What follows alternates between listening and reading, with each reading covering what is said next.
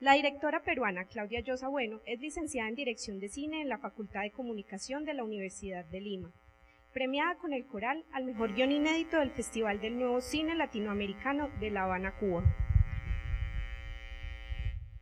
Madeinusa fue su primera película, se estrenó en Sundance y compitió en la sección oficial en 2006. Gracias a esta película, ganó varios premios internacionales, incluyendo el FIPRESI en el Festival de Cine de Róterdam y el premio a la mejor película latinoamericana en el Festival de Cine de Málaga, entre otros. Su segundo largometraje, La teta asustada, fue seleccionada a competir en la sección oficial de la Berlinale en 2009, donde recibió el Oso de Oro por mejor película y el Premio Internacional de la Crítica. La teta asustada fue la primera película peruana nominada a los Oscar como mejor película extranjera. Claudia Llosa también dirigió el corto titulado Loxoro para la serie televisiva Fronteras, producido por TNT, y con la colaboración de otros directores latinoamericanos. Loxoro ganó el Teddy Award en el Festival de Cine Internacional de Berlín en 2012. Actualmente, su película No llores, vuela hace su recorrido por diversos festivales internacionales. Acompaña al diálogo Ana María López, doctora en estudios latinoamericanos de la Universidad de la Sorbona y docente de cine en la Universidad Pontificia Bolivariana. Una vez finalizada la intervención de Claudia, se abrirán unas preguntas para que el público participe. Gracias por su presencia, bienvenidos y disfruten de esta, nuestra 12ª versión del Festival de Cine Colombiano de Medellín. Bueno, pues muy buenas tardes a todos, muy buenas tardes a Claudia, por supuesto.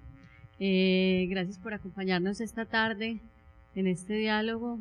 Pues es un honor poder conversar esta tarde con una cineasta como Claudia y tratar por lo menos como de abrir algunas puertas del diálogo a través de preguntas y que vayamos un poco también haciendo un recorrido por la trayectoria de Claudia y que nos cuente un poco más en detalle sobre el proceso de sus películas.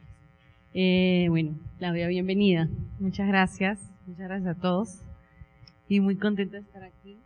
La verdad que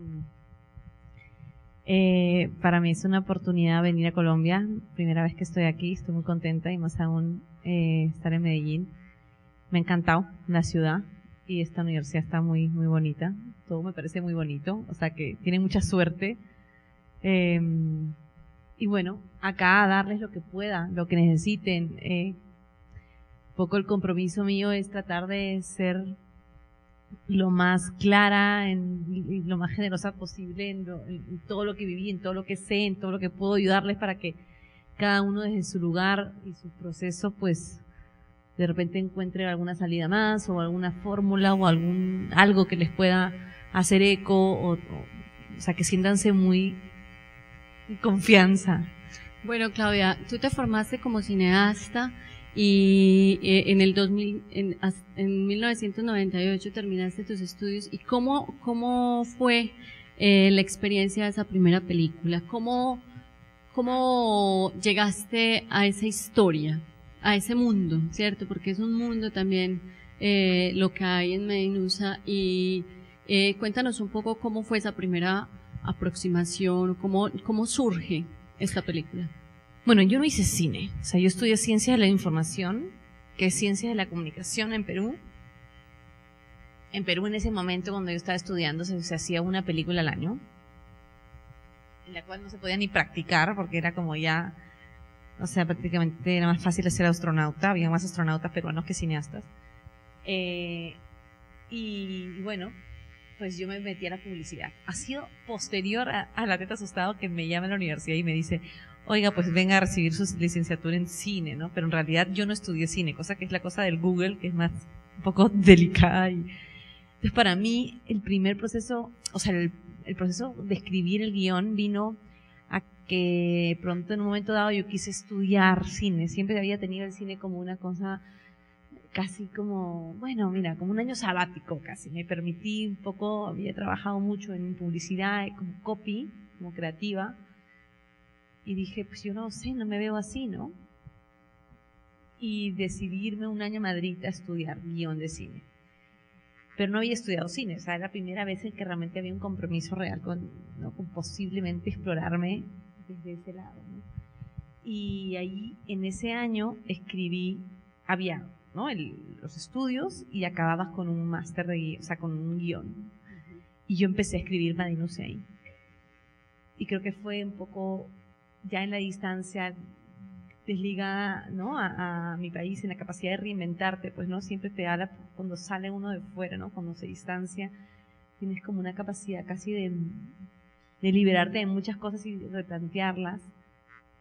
Y empecé a escribirla. Y cuando la presenté al máster me dijeron, no, esto no. Entonces, tienes que cambiar todo, o si no, no pasas, ¿no? Y dije, bueno, pues no paso, porque yo tampoco me voy a dedicar al cine, ¿qué me va a servir mi papel, no?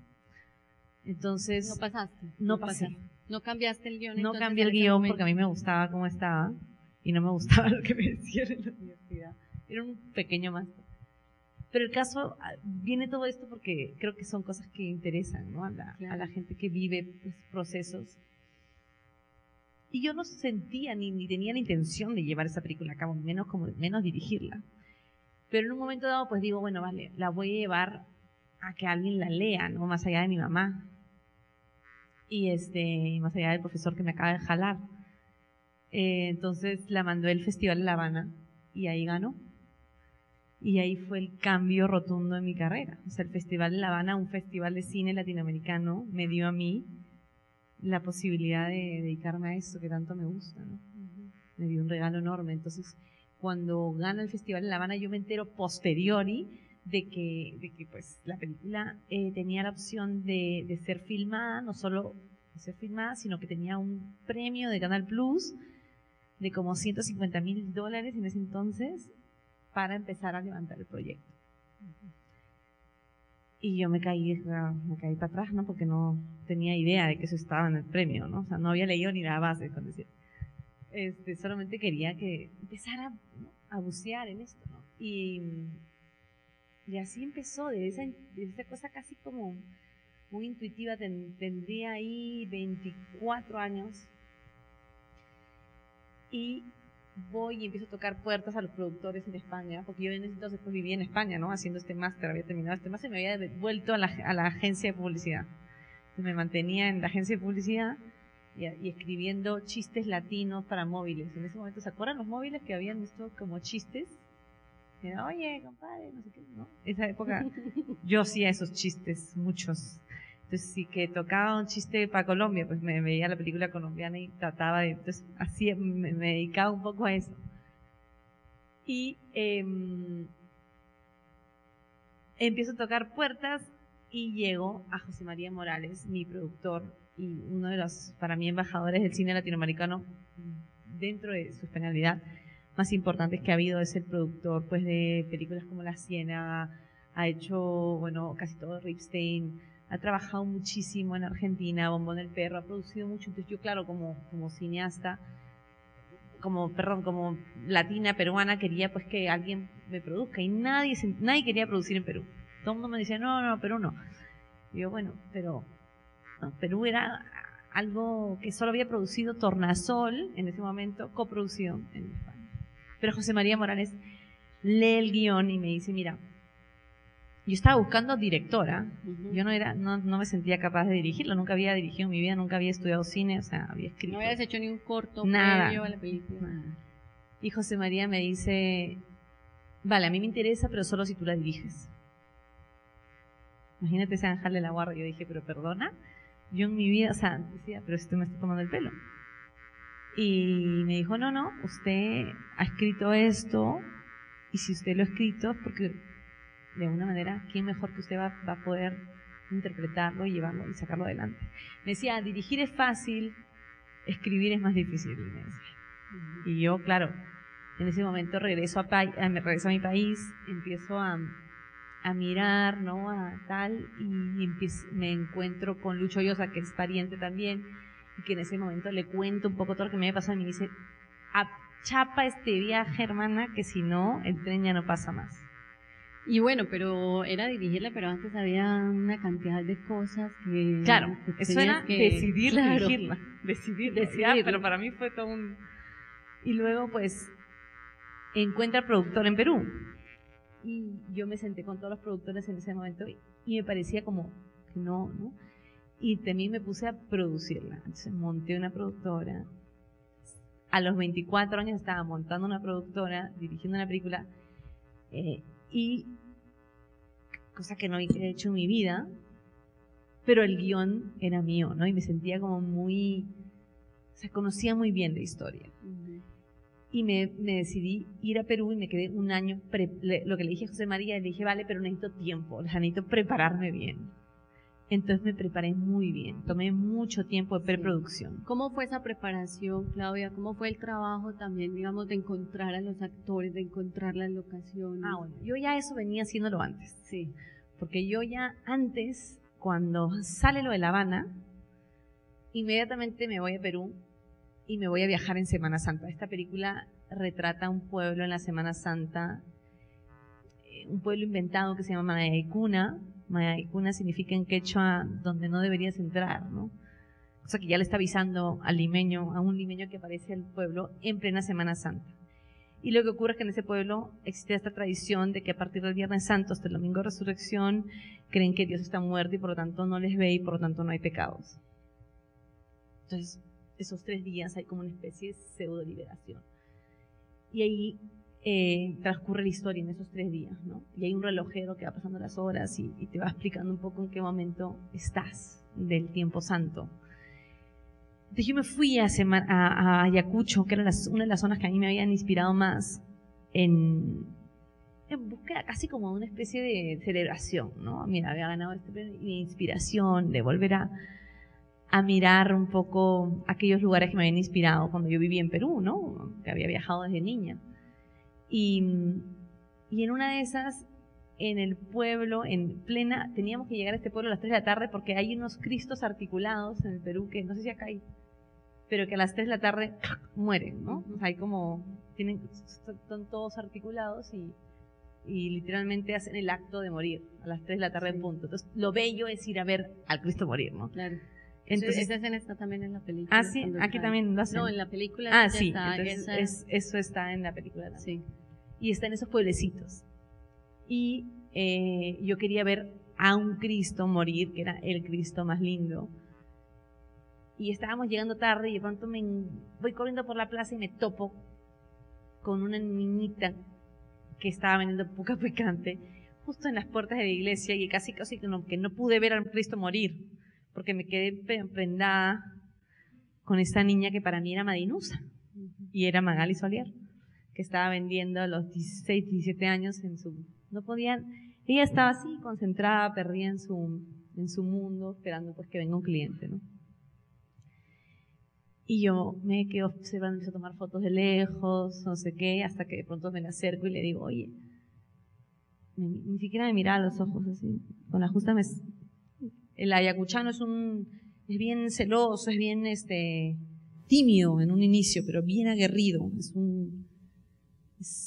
una personalidad muy, muy especial. Pero Magali tiene esta cosa que para mí es casi como mágica, que es que en el grado 0 ya transmites algo que para mí era lo que yo estaba buscando, ¿no? Que era esta tristeza y al mismo tiempo fuerza y al mismo tiempo fragilidad. Y también tenía como la edad del personaje. Tenía la edad del personaje. Pero yo no me creí, o sea, yo le tomé fotos casi como una cosa, como un ícono, como lo que yo quería buscar, ¿no? Pero yo en principio pues dije, voy a buscar actrices, ¿no? Claro. Entonces empezamos a buscar actrices o a buscar niñas que habían hecho, y buscamos como 15, pero yo tenía a Magali aquí.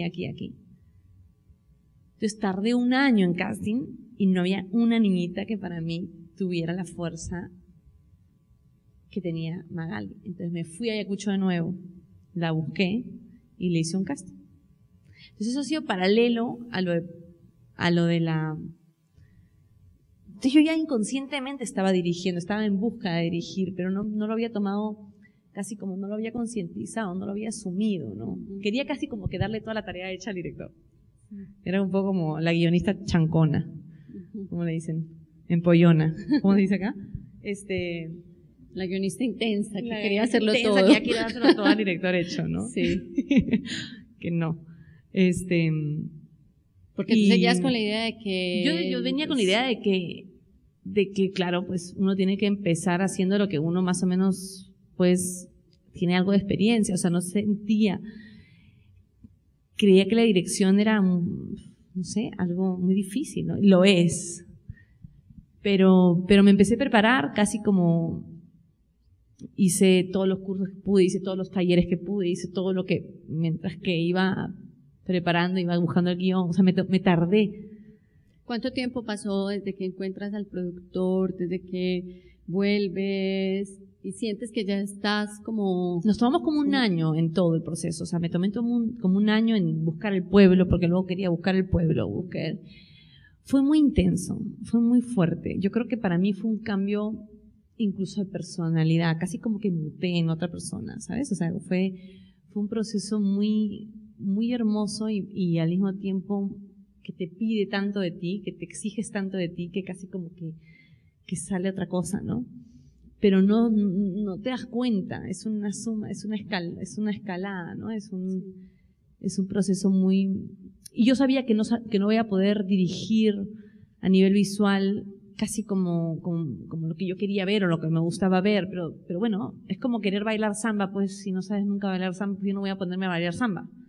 Digo, bueno, voy a bailar un piecito para acá, un piecito para allá, y me voy a concentrar en lo que yo sí sé, que es el mundo interior. Entonces, es de cierto modo más teatral Madinusa que mi cine más de ahora. Porque lo que yo podía, lo que me sentía segura era en todo el universo. Entonces me dediqué mucho a construir ese universo, ¿no? No sé, desde todo, me metí en todos los detalles, quería cómo es esa anda, cómo es esa, porque quería que Manayaikuna, como esta tradición no existe, es una reinterpretación, no querían que ningún pueblo se sienta directamente ¿no? aludido, sí. Porque para mí era una metáfora del país, o del Ande en general, ¿no? Entonces quería un poco como, la Virgen tenía que, o sea, imagínate lo que tuve que estudiar de vírgenes, porque me sabía, pues yo quería que la Virgen tenga un vestuario, pues, pero que represente un vestuario, pero que no quería que se parezca al vestuario de ninguna de las vírgenes del Perú. Claro, pero al mismo tiempo sí recoge mucho también un poco de ese eco de la tradición, no solamente peruana, sino también latinoamericana. Lo recoge, pero no quería como copiar. Ajá. No me sentía o sea, no quería copiar, quería reinterpretar. Entonces, si es que había, o sea, el colorido sí, sin duda es ese, pero quería que todo sea nuevo. No quería ir y decir, mira, esta se veste la Virgen de la Candelaria, pues veamos y no, o sea, quería que tenga una identidad propia. Entonces eso tarda, porque tiene, incluso, por ejemplo, aprender, o sea, me metí pues a trabajar con gente que me ayudase, obviamente, porque no está Miguel Rubio, un estudioso o sea, es un dramaturgo maravilloso de teatro, me ayudó muchísimo en todo lo que es la festividad, el tema de las máscaras, el tema de un poco de toda la liberación cuando viene lo que significa el carnaval, ¿no? Pero él sí que se acercaba mucho a la realidad del Ande.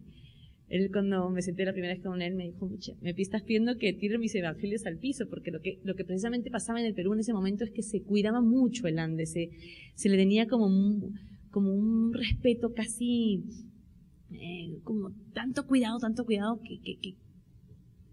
que a mí me parecía un poco como que sobreprotección, ¿no? No se le veía, no, había como una cosa casi como en el cine, por lo menos estaba casi como edulcorado, ¿no? La mirada. Sí, claro. Y bueno, pero quiero que ahorita... Pero bueno, estoy saltando... que ahorita hablemos de esto, porque me interesa también un poco que nos cuentes cómo fue el trabajo con la comunidad de ese pueblo, cómo llegaste, porque de todas maneras me imagino que no es tan fácil entrar y decir, bueno, yo vengo aquí, vamos a hacer una película. No, para nada, ¿cierto? O sea, que nos cuentes un poco de eso. Y más en esa época. Tú imagínate, estábamos en ¿qué año era? No me acuerdo, 2000. Bueno, no había cine en el Perú. Entonces, o sea, lo poco que se había hecho de cine había sido documentales, cositas, no sé qué, se habían sentido también a veces un poco violentados, a veces habían tenido experiencias muy negativas, se sentían como utilizados. No había una buena comunicación con ellos, habían habido un par de experiencias antes buenas, Con lo cual eso estaba cambiando. Paloma de Papeles se había rodado, una película peruana anteriormente también en un pueblo en Huaraz. O sea, habían empezado a ver experiencias nuevas. Pero el pueblo que yo quería no tenía luz, no tenía agua, tenía que ser como un pueblo muy alejado de la urbe, digamos. Por más que sea una urbe andina, yo quería que, ¿no? Tenía que representar un pueblo como muy, muy alejado, pero por logística teníamos que estar no tan lejos. Entonces encontrar ese equilibrio nos tardó muchísimo. Entonces, el pueblo había estado esperando 15 años la luz. Y nosotros queríamos rodar, pero no queríamos pagarle a la comunidad porque nos daba miedo que la plata como no llegue a todo el mundo, ¿no? Hicimos dos cosas. Hicimos un censo para que efectivamente si nos decían que sí queríamos rodar, pues no solo sean las 2 o 3 personas que me están, no, sí, la gente quiere rodar, sino quería yo tener la seguridad de que todos los individuos de esa localidad estaban a favor de que yo estaba rodando y a favor de las condiciones. ¿De cuántas personas estamos hablando? Estábamos hablando de 300 personas, 400 personas hábiles de votar, ¿no? Es un pueblo pequeño. Pero bueno, es difícil, a veces no llegas a hablar nunca con las 300 personas, pues hablas con 3, con 4 y así es en el Perú, por lo menos es muy piramidal y hay como hay como el consejo, ¿no? Y ellos son los que... Pero yo quería un poco como al final el pueblo va a ser el lugar donde todo el mundo va a estar, todo el mundo va a estar involucrado, quería que todo el mundo esté involucrado desde el inicio y todo el mundo esté a favor, ¿no? Entonces eso empezó a crear una sensación como muy de diálogo, muy directo. Entonces se plantearon las reglas del juego directamente, no iba a haber dinero involucrado, tampoco éramos una película que tuviéramos mucho dinero, pero todo lo íbamos a hacer a través del trueque. O sea, yo te pedía una olla y te daba una olla nueva. Hicimos y decidimos traer la electricidad, conseguimos pagar y acelerar el proceso de que llegue la electricidad. Pero llegó un poco demasiado rápido. Entonces, antes de que yo estaba rodando, de pronto veo de que vienen los camiones y dicen, me muero, no. Y claro, el pueblo estaba emocionado porque ya la luz de 15 años que estaban luchando para que llegue y yo le digo, por favor, no, espérense 4 semanas a que yo termine de rodar. No querían. Entonces los convencía que solo me dejen la plaza sin luz. Pero claro, imagínate, ¿no? Cómo es el cineasta en el fondo, es muy fuerte, es muy contradictorio, ¿no? Porque por un lado, pues, hay toda esta cosa de acercarte, de tratar de crear un vínculo real, ¿no? Muy, muy, muy equitativo, muy desde la honestidad, y por otro lado también hay una necesidad, pues, de precisamente retratar aquello que, ¿no? Que está como está, ¿no? Y que está esperando el cambio. Entonces había una contradicción que yo era consciente siempre, ¿no? Pero era muy clara a la hora de decirlos. Éramos todos muy claros, todo el equipo, ¿no? Entonces nunca había una cuestión ¿no? Si había una conversación se pasaba y se escribía y se firmaba. O sea, yo quería como que sea como casi como una multinacional, en el sentido que todo quede como muy claro, ¿no? Y luego pues se creó una relación hermosa, porque todo fue muy transparente y muy bonito, y estuvimos ahí casi 3 meses metidos con ellos, viviendo, conviviendo. Construimos la casa del Cayo, la casa del protagonista, porque yo no quería irrumpir en la casa de alguien, pero sí quería de alguna manera vivir en esa casa, quería que mis protagonistas vivan en esa casa. Entonces construimos una casa que estaba medio derruida, la levantamos. Eso también es otra cosa de las maravillas de rodar en países como el nuestro. No sé cómo es acá, pero pues algunas cosas que son inviables en Europa, ¿no? Como, plántame un poquito de jardín aquí. Eso en Perú, pues sí, ¿no? Pero no puedes pedir otras cosas como un lente específico, ¿no? Pudimos hacer ciertas cosas que daban, ¿no? Que correspondían más con el espíritu y con la paleta de color de la película y todo esto. Entonces fue un trabajo muy, muy hermoso de creación en todos aspectos y de relación y de, ¿sabes? Y de entrar en un universo. Y era una película muy sencilla, solo 4 personajes principales y el resto no eran protagónicos, habían poquitos momentos, ¿no? Entonces yo me podía concentrar en el trabajo actoral con los 4 no actores, que todos eran no actores, salvo Cirilo, que era un hombre, un humorista de la calle. Incluso Cirilo. Salvador no era actor. Salvador no era actor. Entonces fue, en ese momento lo que se hacía mucho era, en Perú, yo necesitaba la coproducción, entonces necesitábamos que un chico tenga la nacionalidad española, perdón.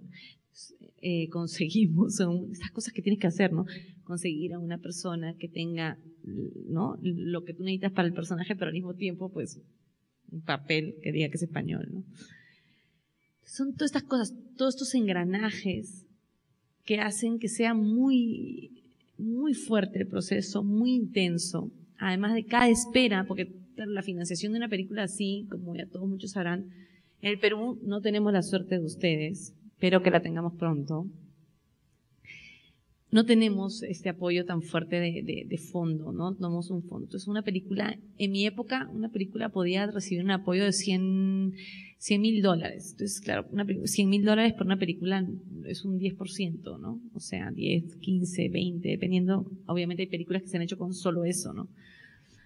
Pero para una película de coproducción es muy poquito. Pero aún así, para recibir eso te pedían, pues, casi como una coproducción total, ¿no? El 80% peruano, no sé qué. Entonces, se requiere de un tipo de coproducción muy generosa, ¿no? Porque generalmente es un poco más equitativa. Ahora ha mejorado esto. Pero hacía que dependáramos mucho de estos pequeños fondos que hay en el mundo, como World Cinema Fund, el Vision Sudest, los internacionales que te van dando de cachito a cachito plata.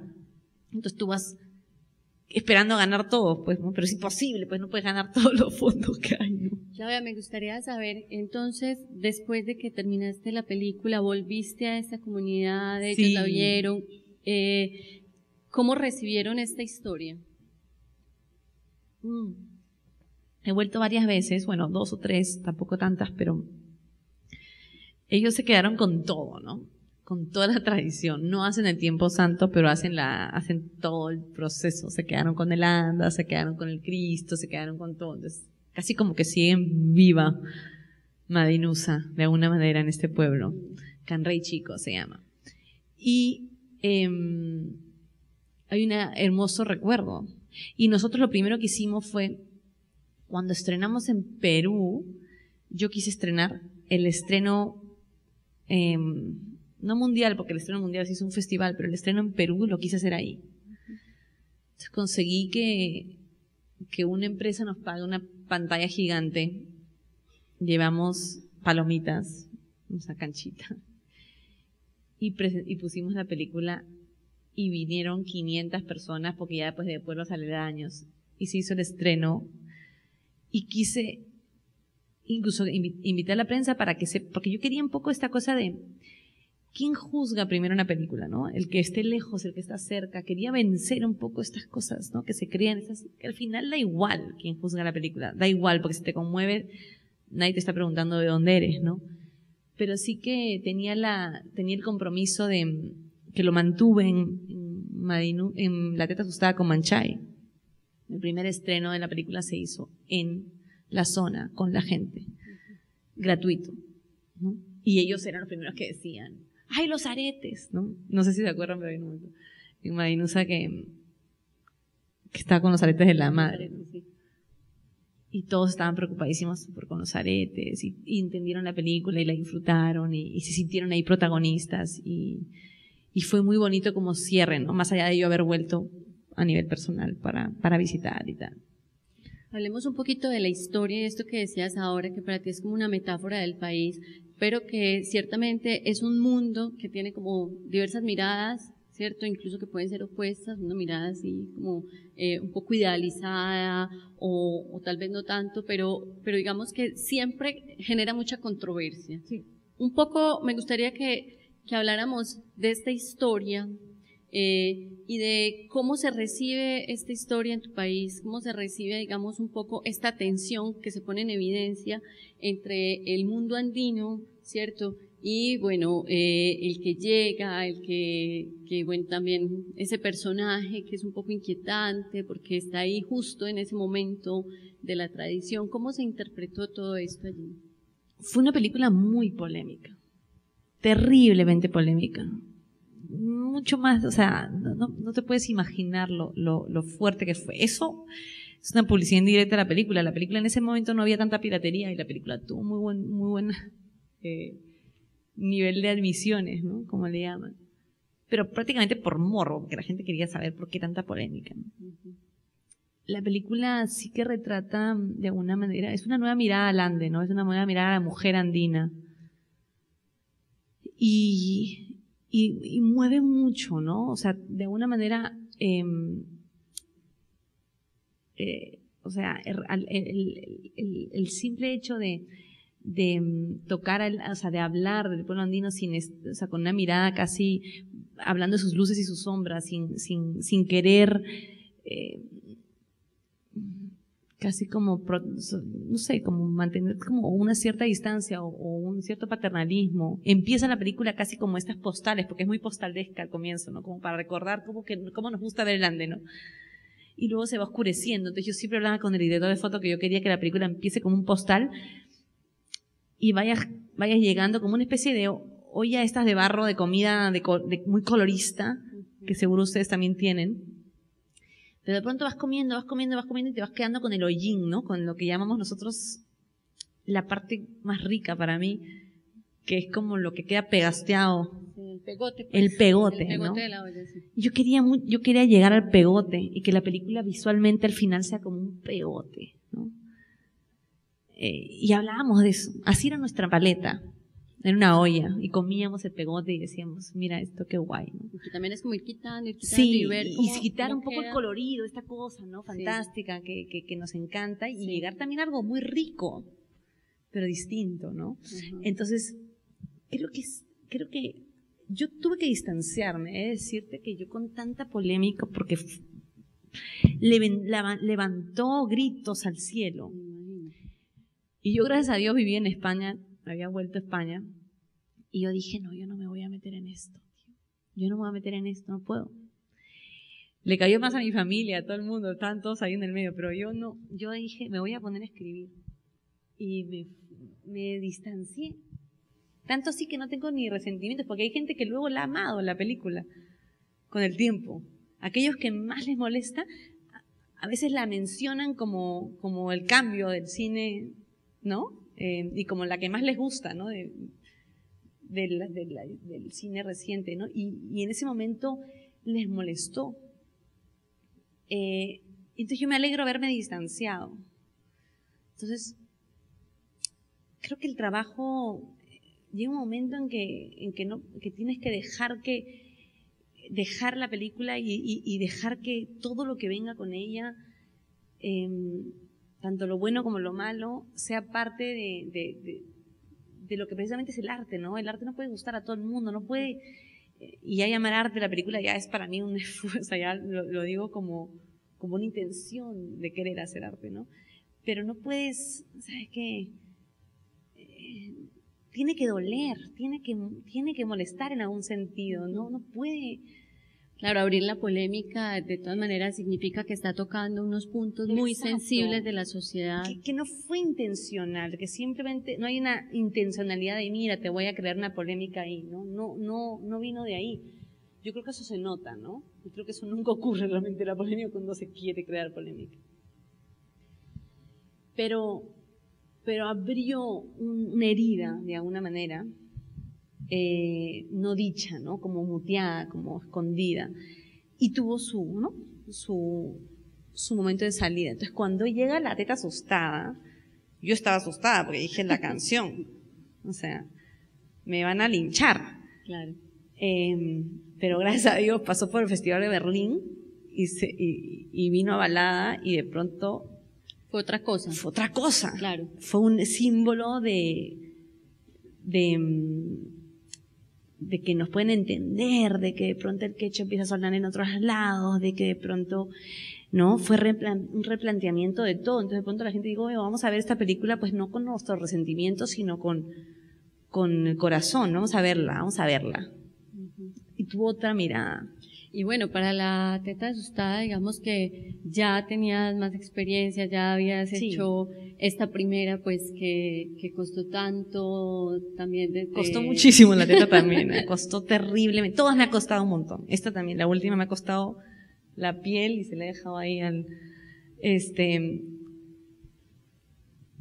porque no escogemos hacer un cine, pues qué, ¿no? A mí, si hubiera querido hacer Charlie Angels, me hubiera sido probablemente más fácil. Bueno, pero no tú escogiste Charlie, estos temas a mí no me importa, a mí me gusta. Digo, o sea, hay cine más fácil de levantar, Sí. hay cine más fácil de financiar. Pero a mí todo el mundo, incluso a mis amigos en Lima, ¿cuándo vas a dejar de hacer películas en quechua? Me dicen, ¿no? Bueno. Porque es que, o sea, porque no, pues no.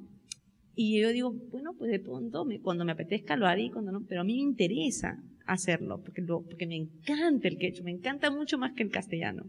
Me gusta más rodar en quechua que rodar en castellano. El castellano, fonéticamente, hay algo que me molesta. Es curioso, no sé, de repente tengo un lado andino ahí, Sí. pero me molesta, hay algo que me gusta más, o sea, así como... Creo que el quechua tiene una sonoridad muy, muy cinematográfica.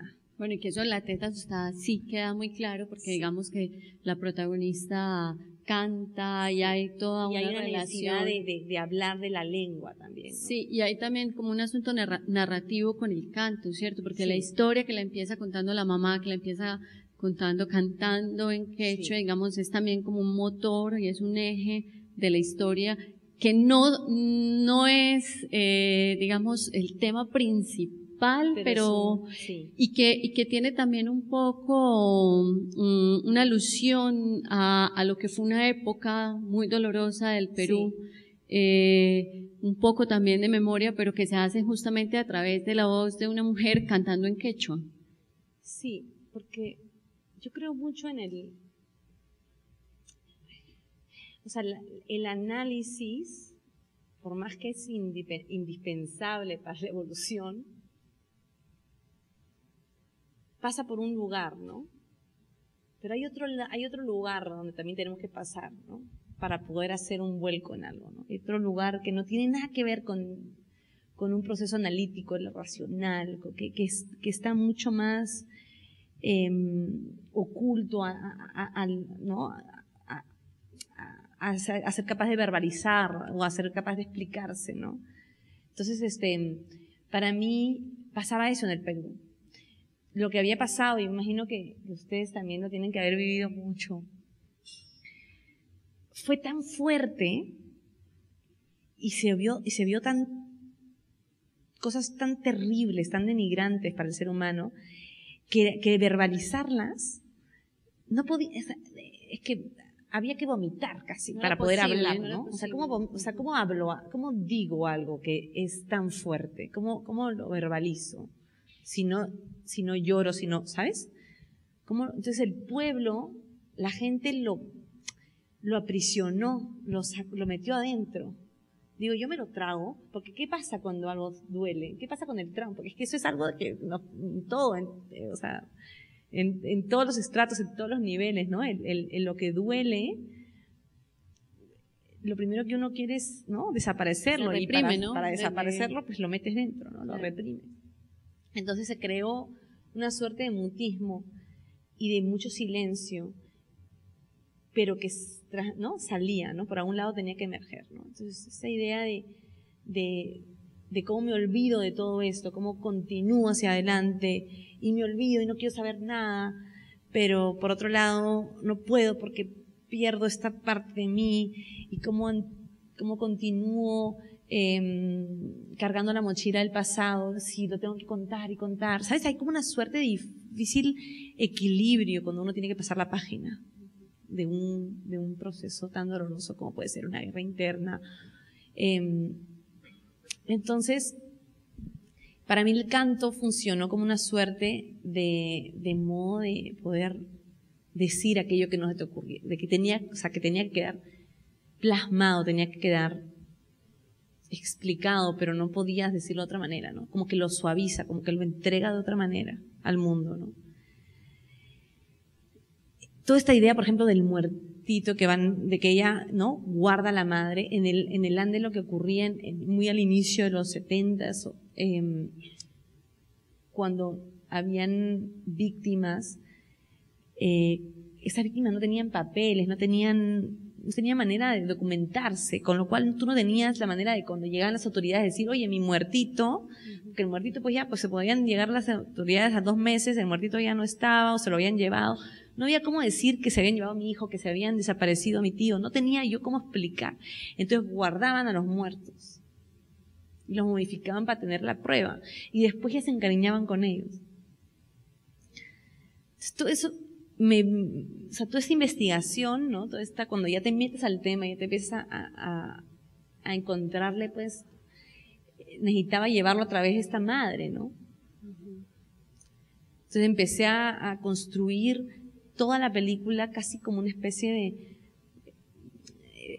es como Fausta, es muy simple, ella tiene que llevar un camino de A a B, pero ella misma es su principal conflicto, ¿no? Pero cómo aparece ese conflicto, cómo se externaliza, ¿no? Entonces a nivel de guión fue como tejer casi, ¿no? Como una canción, era muy, no habían cosas tan explícitas, ¿no? Como en el cine generalmente. La composición de las canciones, entiendo que hay algunas de Faust, de Magali. O sea, las escribía yo. Tú las escribías. Y Magali las traducía en música, entonces decidimos hacerlas mutuas, o sea, son nuestras, son de las dos. Ella cantaba ya cuando tú la Ella le ponía la música, yo escribía como poesía. Sí. Y ella ¿sabes? O sea, las iba traduciendo en musicalidad, porque ella le gusta mucho cantar, es cantante, y yo sabía eso, entonces hicimos un trabajo en conjunto de ponerle música a las letras que yo había escrito de guión, ¿no? Porque eran diálogos, ¿no? Y la única que era en quechua, la pasamos en quechua juntos, y él decía, no, esta manera de cantar no me gusta. Entonces yo iba un poco buscando en esa musicalidad, y Magali es muy plástica, ¿no? O sea, ella te va dando cosas así, ¿no? Es muy fácil, es muy dúctil y tiene muchos registros, entonces, claro, pero Magali es más parecida a Madinusa, Magali es más aguerrida, es más una tipa muy fuerte de personalidad, maravillosa, y no entendía el miedo, lo había sacado de sí, no se podía relacionar con el miedo, entonces ella, Fausta, no lo entendía, ¿no? Le costó entenderlo. Claro, porque La teta asustada es fundamentalmente una película sobre el miedo, y además este miedo transmitido, ¿no? Este miedo que es un miedo que viene de otra generación, pero que de algún modo afecta tu vida, la determina. Y que es tu identidad. Salir de ese miedo es no conocerte. Cuando el miedo es tu identidad, cuando el miedo es quién eres, ¿no? Entonces, los países se tienen que volver a conocer. Las personas nos tenemos que volver a conocer cuando pasamos, ¿no? Tenemos que volver a decir, ¿quién? Yo pensaba que pero esto no es mío, ¿esto qué? O sea, eso nos pasa a todos, ¿no? En otra manera, Claudia, es un poco inevitable hacer una relación entre las dos películas, bueno, empezando por la actriz, ¿cierto? Que uno podría decir que Madinusa es un viaje de ida y La teta asustada es un viaje de regreso. Es un poco, a pesar de estar pues en la ciudad, a pesar de ser una película mucho más urbana, también hay un regreso también a las tradiciones, a lo ritual, porque hay muchísimos rituales en la película, y otra vez a expresar esa dicotomía y esa dificultad de pronto de la relación entre dos mundos.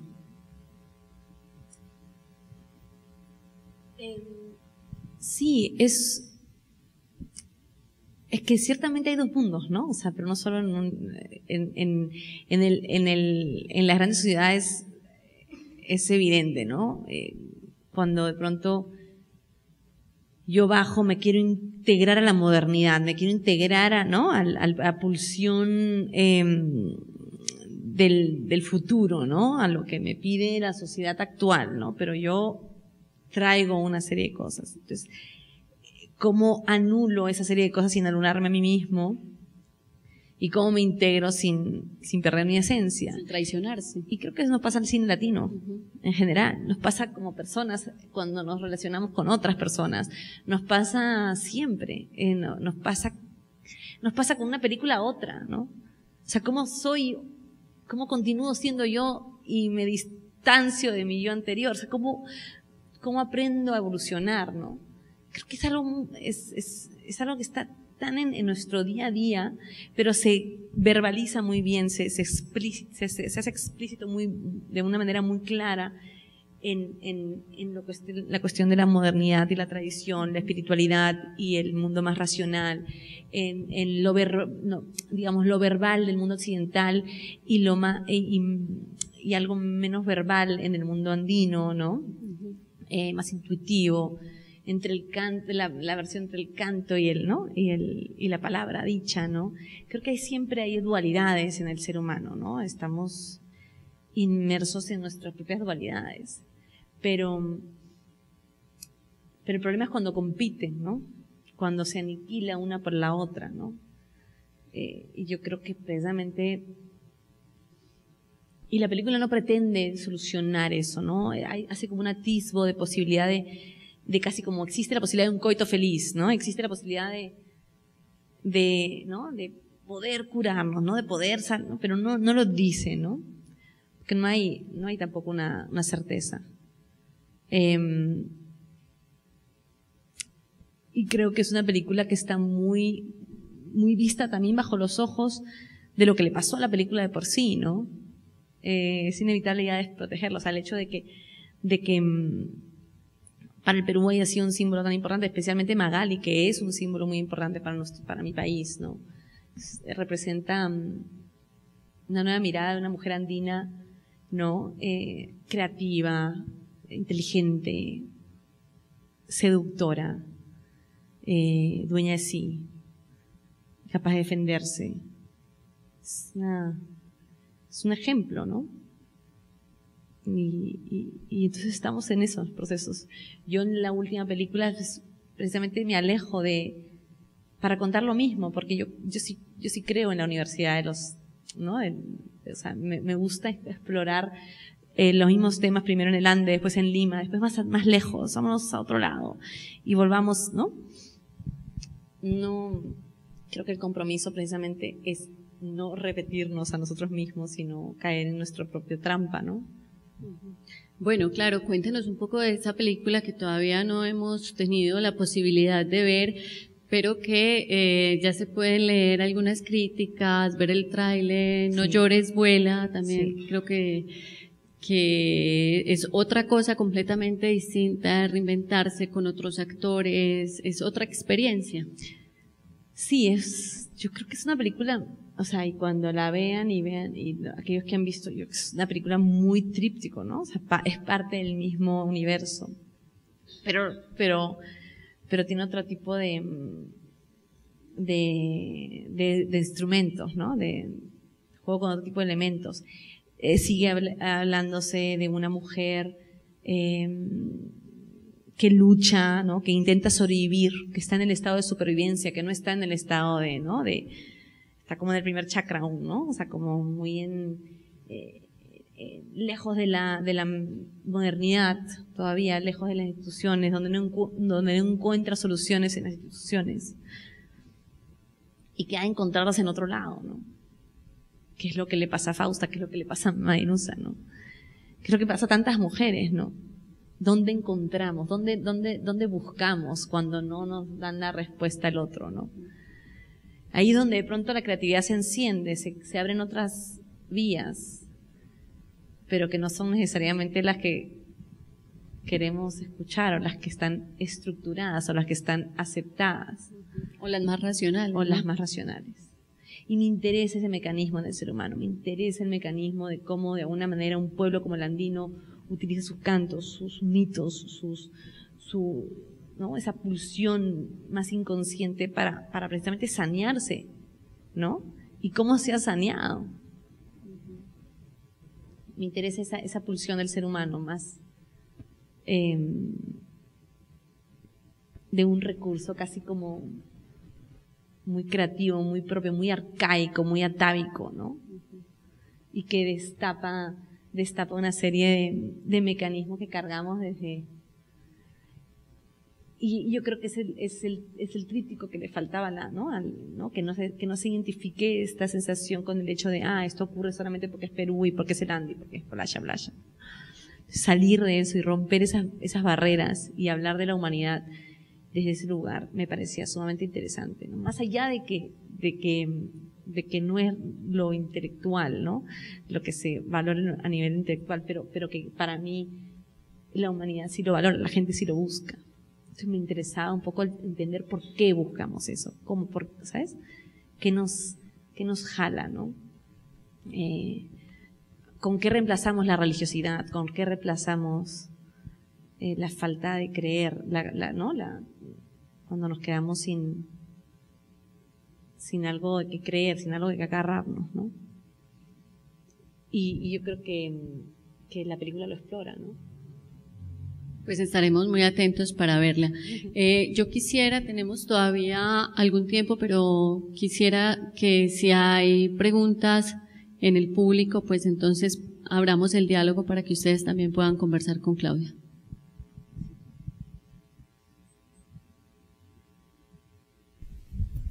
Bueno, yo te quisiera preguntar, tú que juegas como ese papel de la mirada femenina en el cine, ¿hay una diferencia entre el cine hecho por mujeres y el cine hecho por hombres? ¿Y cómo ves a las mujeres latinas? ¿Cómo las ves paradas en el cine? ¿Cómo las veo en general? Detrás de cámaras, obviamente. Yo no creo en el género como un símbolo o como un determinante en la sensibilidad. Sí creo en la historia, ¿no? Creo en los hechos, creo en que históricamente, pues, ¿no? Hace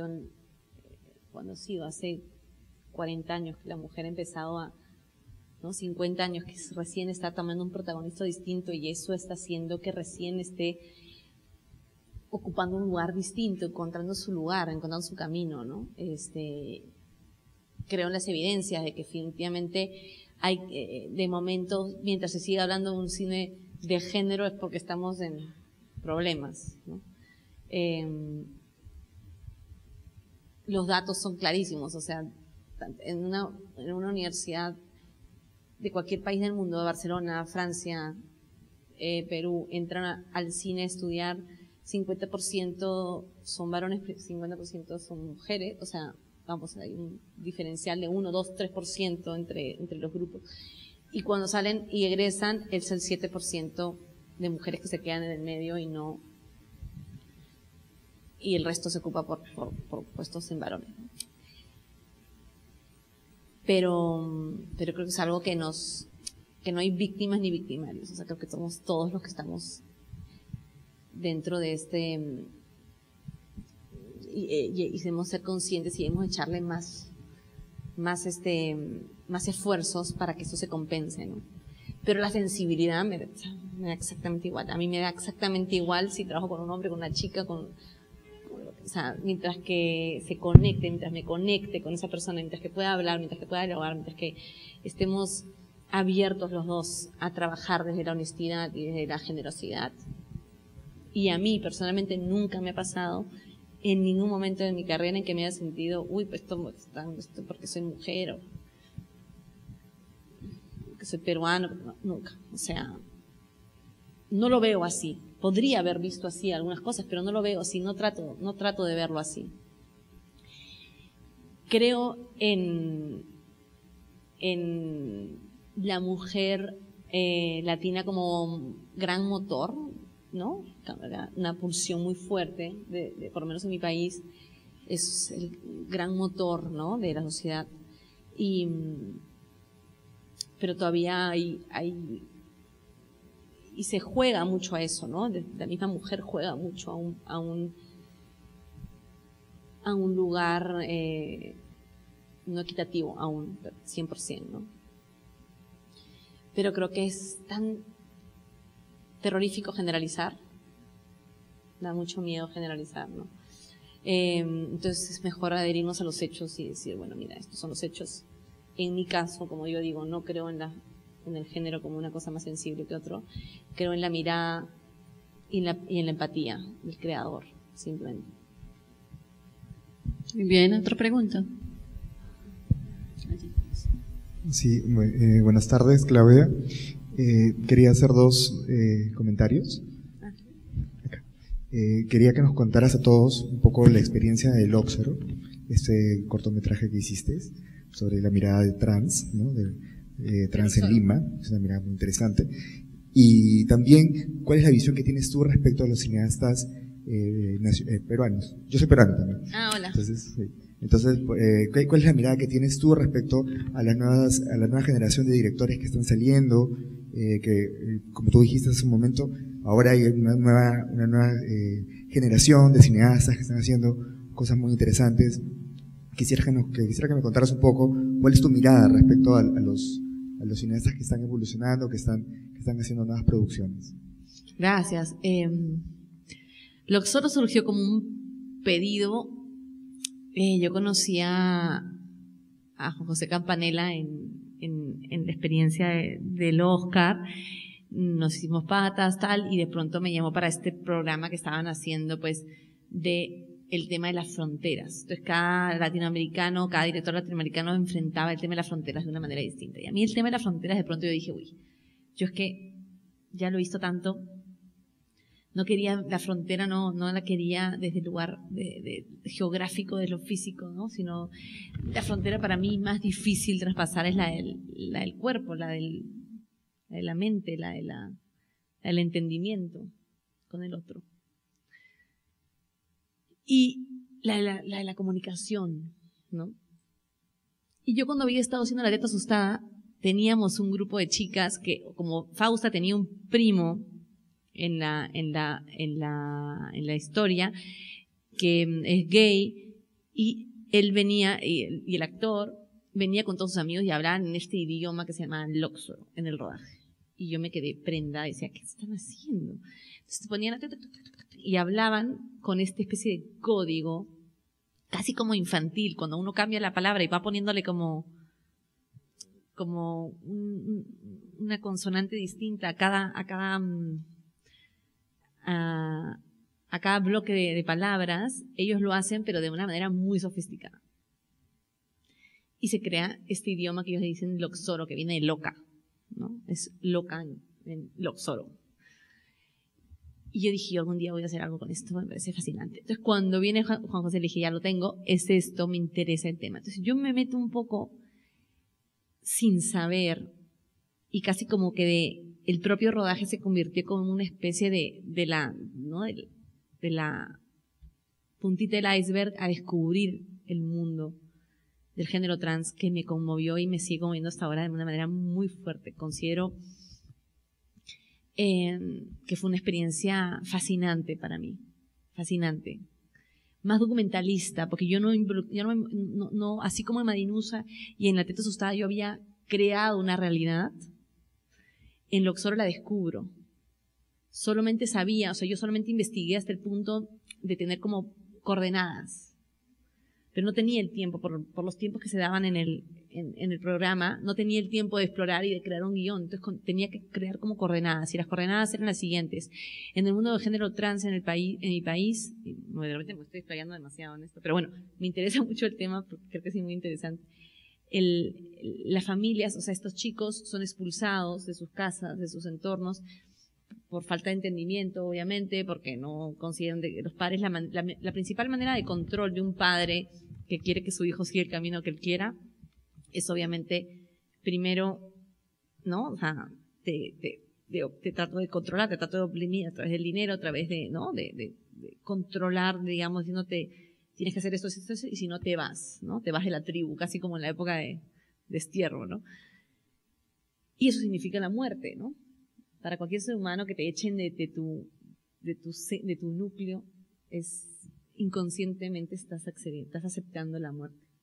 Entonces ellos crean un vínculo nuevo, unas familias nuevas, lazos familiares nuevos, que es la madre y las hijas.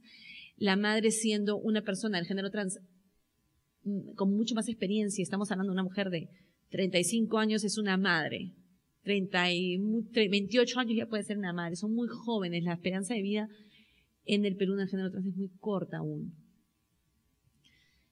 Entonces, estamos hablando de gente muy chiquitilla, 16, 15, 18 años, que son adoptadas por estas mujeres mayores.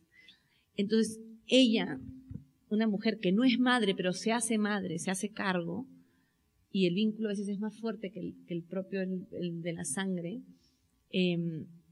está buscando a su hija desaparecida, Mía, que también es un chico del género trans, una chica del género trans. Entonces, ese era el punto de partida. Y todo se hacía a través del género, de la lengua del Oxoro, porque tienes que ir preguntando, pues, y te vas metiendo en el submundo, ¿no? A cada vez más abajo. Y la idea era como que íbamos, como esta mujer iba buscando en un mundo más y más oculto, más y más ambiguo, ¿no? Y se convirtió en una experiencia muy fascinante de descubrir cómo ella va a ir buscando, va preguntando, hasta descubrir lo peor es que su hija no está, ya cruzó, ¿no? Ya cruzó la frontera. Entonces, es una experiencia, es el corto, yo diría que no es una historia, sino es una experiencia, es entrar a un mundo, es explorarlo, y pues abre y se convierte casi como una posibilidad de herramienta para que las mismas chicas puedan hablar del tema y lograr, ¿no? Mejorar las leyes que las protejan, y una serie de cosas que todavía están en su lucha, ¿no? Y así fue. Y luego la última pregunta, que no me acuerdo cuál era. Tanto me explayo que... y los directores peruanos, pues, ¿qué quieres que te diga? Y estoy muy emocionada. Nada más ahora, 4 amigos han estrenado su película en Perú. 4. Estoy siguiéndolos en Facebook. El Festival de Lima acaba de premiar una película colombiana, pero bueno, se han presentado también varios amigos en el Festival de Lima. Hay muchos, creo que este año se van a estrenar 18 películas. Porque no, que se puede que se hayan rodado más. Entonces, ver eso y ver que hay tanta gente que está sacando películas y además con una factura y con una pinta increíble, me llena de orgullo, me llena de alegría. Y hay muchísimos casos de que están saliendo a diferentes festivales que no solo tienen ¿no? Que no solo son aclamados en el extranjero, que a veces pues en Casa de Herrero Cuchillo de Palo, pero que se ven en el Perú y se disfrutan en el Perú, ¿no? Eso está muy bien. Gracias.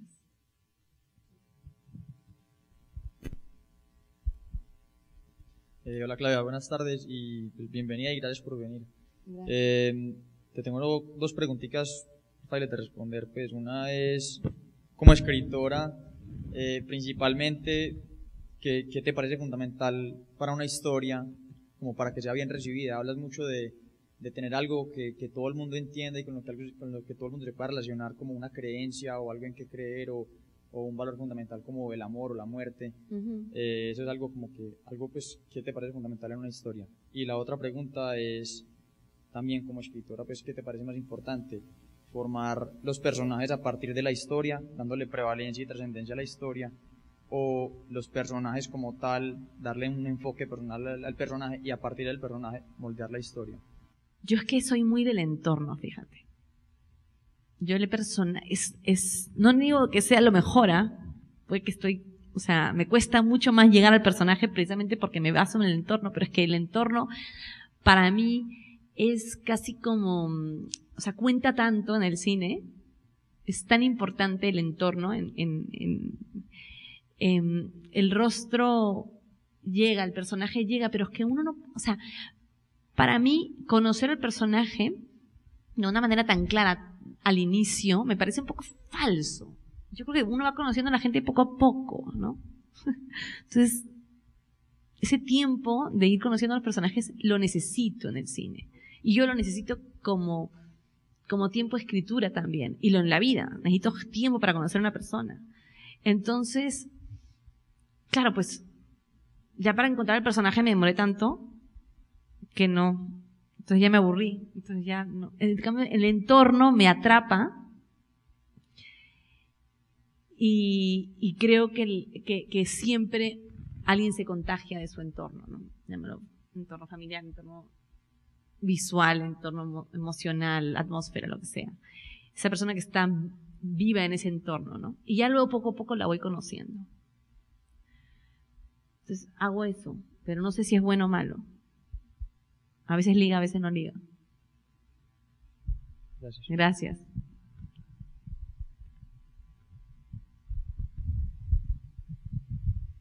La pregunta para que no se le olvide, Claudia, es: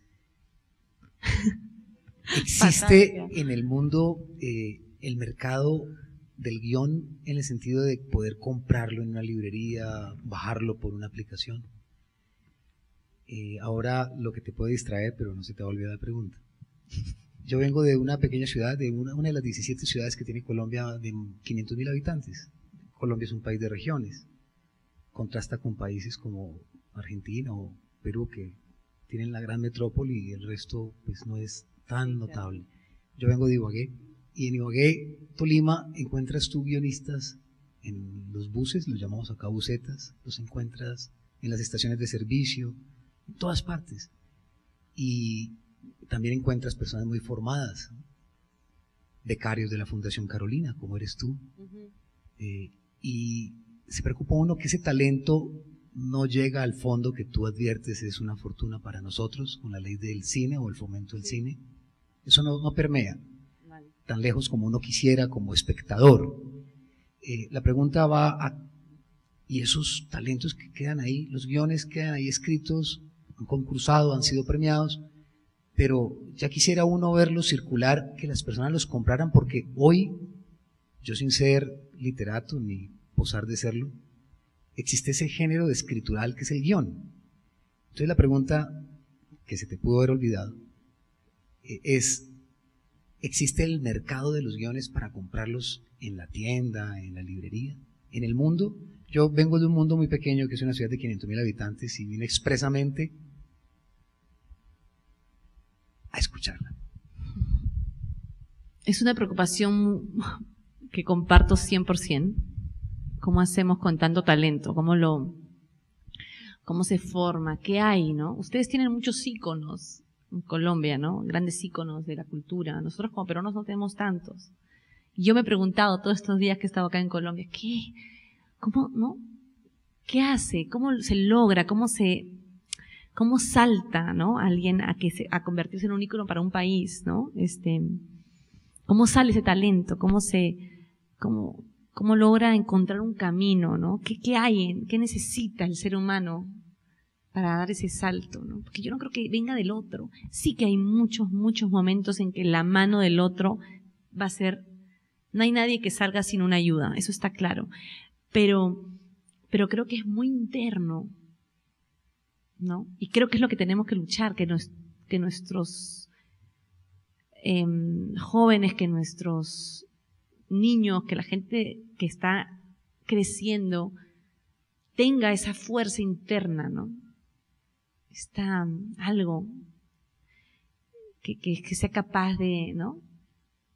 Yo recuerdo había una vez, no sé quién, creo que era un YouTube o algo, no sé qué, una entrevista que me gusta ver, que decía un compositor, ¿no? Entonces le decía a sus alumnos: ¿cómo hago para llegar a ser gran, no? No compositor, perdón, sí.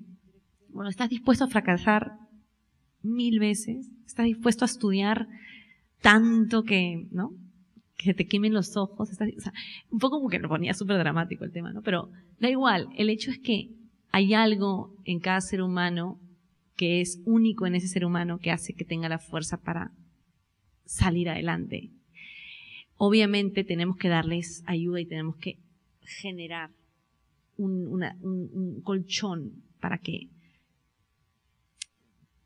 existan escalones menos altos, ¿no? Y ese es el labor, y ese es el compromiso que yo veo acá, con Víctor, que yo veo acá con, ¿no? De dar primero un festival gratis, primero en mi vida que vengo a un festival donde la entrada es gratis. Yo no sé si ustedes han visto, pero yo he paseado por muchos festivales del mundo y hay que pagar. Eso es una cosa maravillosa. Yo creo que eso es precisamente estas pequeñas cosas que aparecen y que son grandes ejemplos, ¿no? De lo que se tiene que buscar, ¿no? La vocación de tratar de inspirar al otro para que tenga esa fuerza de seguir y encontrar su camino, ¿no? Y por otro lado, pues esto del guión es complicado porque siempre hay esta cosa de, ¿y si me lo copian? ¿Y si me lo roban? ¿Y si me lo tal? Es muy fácil. O sea, el tema de cómo cuidar una idea es tan frágil, incluso una idea que ya está desarrollada, que ya está en producción, ¿no? Que ya está avanzándose, uno está, ¿no? Con nervios de pasar al guión, incluso una película que está en montaje, es tan fácil ¿no? el usurpar, y hay tan poca conciencia. Si ni siquiera tenemos conciencia con el tema de la piratería, ¿cómo vamos a tener conciencia con el tema del guión? Entonces, hasta que no se rompa eso, si no se crea una conciencia del trabajo del otro y de lo que implica ese trabajo para esa persona de años de esfuerzo, no nos robamos así, como cogemos y nos bajamos las películas tantas veces que hemos hecho, ¿no? O sea, pero eso es a través de sanción y a través de conciencia. Porque si no, de nada sirve, ¿no? De nada sirve. Entonces hay que crear la conciencia del respeto por el trabajo del otro. Y ese día yo sí creo que puede haber una página web donde tú puedas colgar tus guiones y productores del mundo puedan mirar. Yo ya estaría leyendo. Me encantaría coger un guión que ya esté escrito que me enamore, ¿no? Pero creo que tiene que ver con eso. Claudia, por acá. Hola.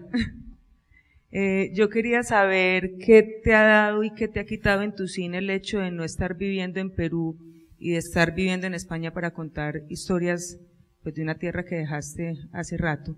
¿Eso cómo te afecta? ¿Y cómo afecta a tus historias y tus personajes? Yo me fui con el Perú, muy difícil hacer cine. Y la segunda casa, España, me dio la oportunidad de hacer esto, ¿no? Yo nunca me quise ir de mi país. Y cada vez que me voy y cada vez que vengo, es como que me arrancaras la piel. Pero ya uno pues va haciendo pues una vida, ¿no? Sin duda te quita mucho. Pero lo que menos me preocupa es lo que me quita mi cine. La gente se preocupa porque si yo soy de acá o yo soy de allá. Sí hay un compromiso, pues sí hay el compromiso es de buscar, el compromiso es de escribir, el compromiso es de chambear, el compromiso es de tratar de no caer en lo que el otro quiere que tú hagas porque es lo que el otro espera de ti. Lo que más me duele es no coger, no estar cerca de mis sobrinos, no estar cerca de, no comer el cevichito cuando quiero, no escuchar a la gente, no. Eso es lo que pierdo, ¿no? Gano otras cosas, sí, pero no me preocupa lo que pierdo como cineasta, personalmente, a mí nunca me ha preocupado. Creo que al final, si escribo es por la experiencia propia, lo que me va a hacer a mí disfrutar y aprender a hacer cine. No soy tanto o sea, es un poco egoísta lo que digo, pero es una necesidad personal, ¿no? Y que ha surgido y que se ha dado. Y ojalá pues dure porque me encanta. Pero si no, ya encontraré otro camino para hablar, ¿no? Para contar, para comunicarte, ¿no?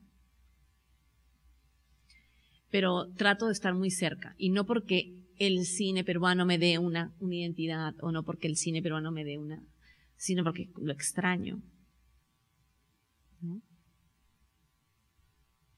Gracias. ¿Alguna otra pregunta? Claudia, yo creo que hay una pregunta obligada en este festival y es por el sonido, porque este festival está dedicado al sonido, ¿cierto? Entonces, sonido es una mierda, ¿no? Mentira, todo lo contrario. No, un poco que nos cuentes sobre el sonido. Esto no de está grabado, ¿no? O sí, mira, eso hay que editarlo. Por todas partes. Pones pi y eso es importante en el sonido. Un poco también por lo que hablabas sobre el entorno y sobre todo creo que en Medinusa y en la última, que son estos grandes espacios donde hay un trabajo de sonido bastante importante. ¿Por qué no nos cuentas un poco?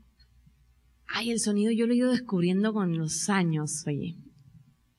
A pesar de que hay un sonido claro, mis películas son muy musicales, pero para mí eso era casi como diálogo. No lo entendía como sonido, lo entendía como pulsión interna. lo entendía como la voz de la peli, como algo, casi como parte del guión. Lo escribía. Entonces, esa musicalidad era parte de así como el quechua, soy muy de esa sonoridad que tiene el ser humano, ¿no? De cómo me encanta cómo hablan ustedes, por ejemplo, ¿no? Ya estoy hablando como ustedes, seguramente no se han dado cuenta, pero se me pega, o sea, me gusta conectarme con los ritmos y los biorritmos de cada individuo. Entonces, para mí estaba más conectado con eso el sonido al comienzo. Y ha sido con esta última película que yo metí un gran salto a nivel sonoro, ¿no? Porque de pronto ya no había un instrumento musical, no era una película tan musical a nivel de voz. O sea, por primera vez no estaba utilizando la voz y la música como parte del diálogo en esta última. Probablemente volveré porque me encanta, pero en esta no lo utilicé. Y entonces descubrí el sonido desde otro lugar. Y yo soy anti el proceso de ahora.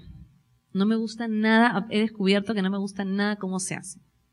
O sea, no me parece que se tenga que editar, cerrar la edición y luego sonorizar, cerrar la sonorizar y luego música. O sea, lo veo tan antiguo eso. Es parte de un proceso que tenía que ver con un modo de hacer de un cine anterior, de Moviola casi, ¿no? Para mí tienes un trabajo muchísimo más paralelo, ¿no? Donde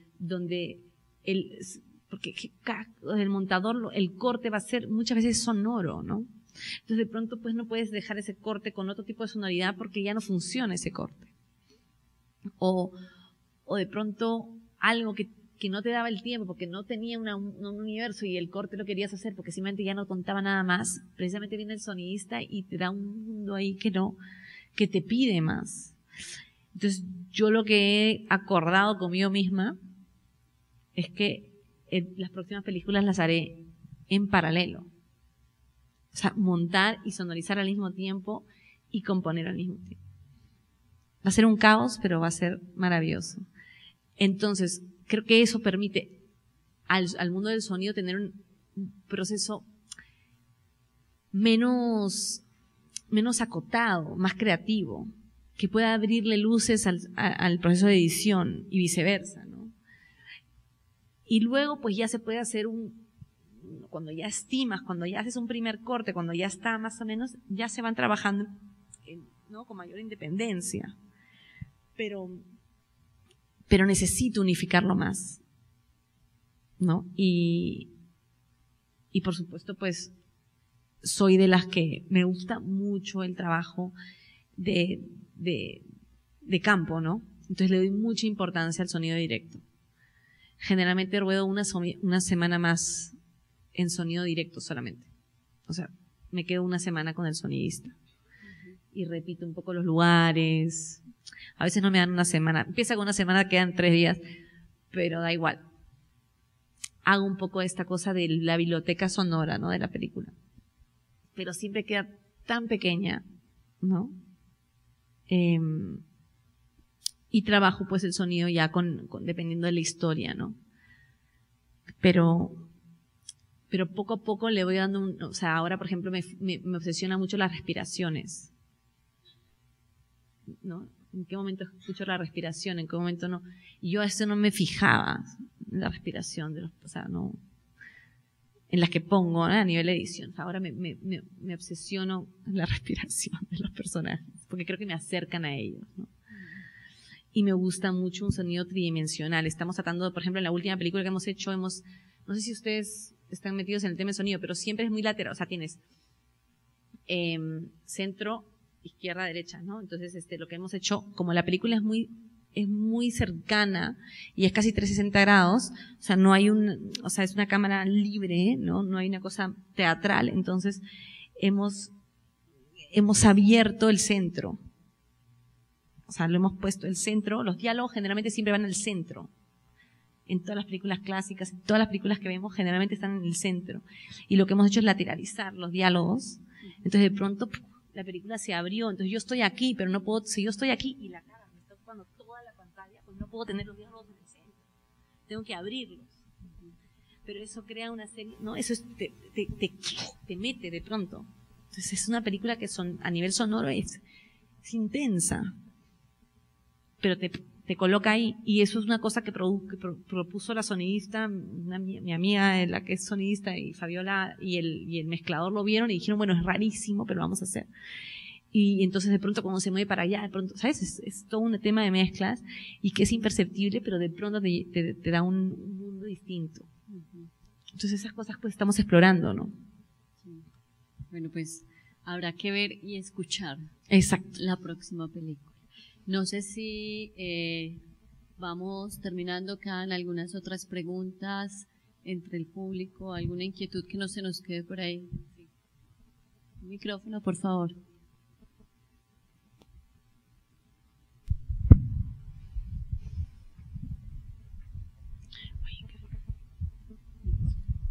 Hola Claudia, mi nombre es David y te quería preguntar cómo haces, pues también me gusta escribir, pero siempre está el egoísmo a la hora de dar el papel a otra persona para que lo dirija.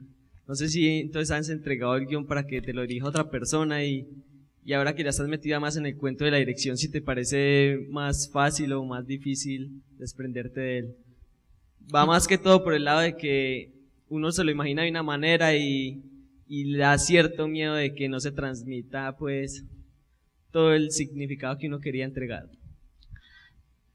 A mí me encantaría regalarme mis guiones, que hagan lo que quieran. Yo feliz, chambón. Pero lo que pasa es que ni para el que escribe y dirige es igual. O sea, si tú realmente quieres lo que tienes escrito, vas a ser un mal director, creo yo. Porque ese diálogo, ese tío que tú habías escrito, que tenía la nariz grande y tenía una voz ronca, que tú te lo imaginabas de esta manera, de pronto pues lo que hay roncos son un desastre, y te ha venido un tipo con una voz pituda, maravillosa, que tiene un ritmo de hablar distinto, que no es tan agresivo como lo que tú ibas a imaginar. De pronto el niño que aparece en el papel, que es un niño que está llorando, es un niño feliz que no llore, no hay manera de hacerlo llorar. Entonces, ¿tú qué vas a hacer? ¿Vas a hacerlo llorar al niño? ¿Vas a pegarle? No le vas a quitar el juguete, o sea, vas a tener que jugar con eso y dirigir con esas pulsiones que te regala la vida y el papel. Y esa mezcla y ese talento que tienes y que tiene todo el equipo, porque no es solo el director, ¿no? Está el asistente de dirección, está la escrita, está todo el director de foto, todo el equipo que está ahí creando una energía que está, ¿no? Que está impactando en esos rostros, en esas caras, en esas vidas, en esas almas. Es que es imposible que el director que escribió, aunque sea su vida, sea igual a lo que él imaginó. Y si a veces pasa, es como un espasmo. Es como, esto, mira, así más o menos, es un espasmo de lo que se imaginó. Espasmo se dice, no sé, es una... Entonces, todo lo contrario. Fíjate que sea capaz de escuchar la vida. De que tu papel no sea una cárcel. Ni para ti ni para él. Que sepa escoger al mejor, ¿no? A la mejor alma que le va a dar a esa escritura, a esa intención de ser humano que tienes en el papel, y que sepa defender de la mejor manera esos personajes, ¿no? Entonces, saber que además lo que se ruede, por más que se ruede, va a ser reescrito en montaje, y que ojalá que lo reescriban de puta madre. Porque te van a salvar ¿no? Te van a salvar el culo, como dicen los. Entonces, es precisamente entender que no es, el cine no hay nada tuyo, el director, esto que el director dice que es suyo, es todo aquel que está trabajando en el cine, es mentira. Todos sabemos que hemos hecho todos la película.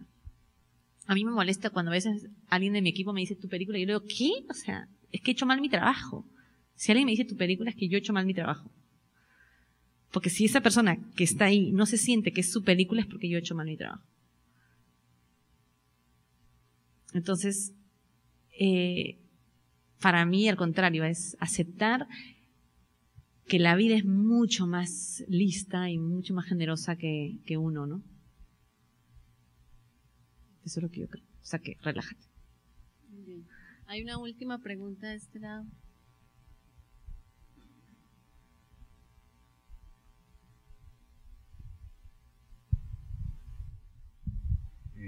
Claudia, sobre las referencias sonoras en La teta asustada de La Sirena. Sí. ¿Cómo llegaste a esa canción? Vos decías ahorita que era un poema que habías compuesto. ¿Cómo fue la relación con la cantante? Porque hoy día estaba en el Museo Botero y decía, nos hicieron una visita guiada muy hermosa y decía que Botero utilizaba iconos entendibles o de alguna manera como representativos no solo en Colombia sino en todo el mundo, ¿no? O sea, el concepto del dictador, el concepto de los reyes, el concepto, o sea, hizo muchísimas Mona Lisas, o sea, para que de alguna manera la gente se conecte, ¿no? Entonces, de alguna manera para mí inconscientemente me conecté con ese sentimiento porque Fausta es un poco eso, ¿no? Es un poco conectar, buscas conectar a través de esos íconos que todos conocen, que todos se identifican, algo, ¿no? Algo que tú quieres decir. Es más fácil, es como una lectura, es como que de pronto haces un salto de rana más rápido, ¿no? Entonces de pronto La Sirena era o sea, el cuento de La Sirena es el cuento de Fausto, ¿no? Que es un mito andino muy antiguo. Y yo lo transformé, o sea, es un mito escrito, hablado, que se dice, ¿no? Y yo me lo acordaba. Y lo transformé en palabras un poquito más que rimaban un poquito, que le dan un poquito de poesía, pero para mí ya el mito era en sí mismo un poema, ¿no? Y por eso le puse Fausta, a Fausta, ¿no? Porque ya de por sí para mí era este pacto, ¿no? Este pacto de las dos, ¿no? Diabólico que existen en nuestras sociedades, ¿no? El uno con el otro. Y como Fausta lo quiebra, ¿no? De alguna manera. Entonces la manera como lo escribí fue eso, precisamente escribirlo tal cual, y luego con Magali nos sentábamos y a mí me gusta que la musicalidad venga sin intención de ser música. Casi como, dicen que mi pueblo. O sea, yo decía que lo canten sin cantar, o sea, que no busque crear una canción. Porque no viene de ahí. Cuando uno quiere cantar o tararea, es casi como una tararea, ¿no? Casi como algo que te nace como que algo atávico, que no pretende ser elaborado, que no pretende trascender. Entonces me gustaba esta esencia de la canción. Y así fuimos tarareando y Magali fue tarareando hasta que encontró una melodía y a ella le mete pues sus cosas andinas, ¿no? Porque hay espasmos andinos, ¿no? Que son más propios de ella, ¿no? Pero empieza con esa intención de que no nazca de una cosa estructurada, ¿no? Sino casi como que lo podría hacer un niño, como que no hay una elaboración. Y todas las músicas en la película tienen más o menos esa misma dinámica, ¿no? ¿Y ya? Gracias. Gracias. Bueno, pues agradecemos muchísimo a Claudia por esta conversación. Un placer escuchar todas tus historias y seguramente muchas más que nos podrías contar sobre tus cines, tus proyectos y tu forma de ver el mundo, que ya lo has mostrado muy bien en tus películas. Así que nada, desearte muchos éxitos con esta película, con los próximos proyectos.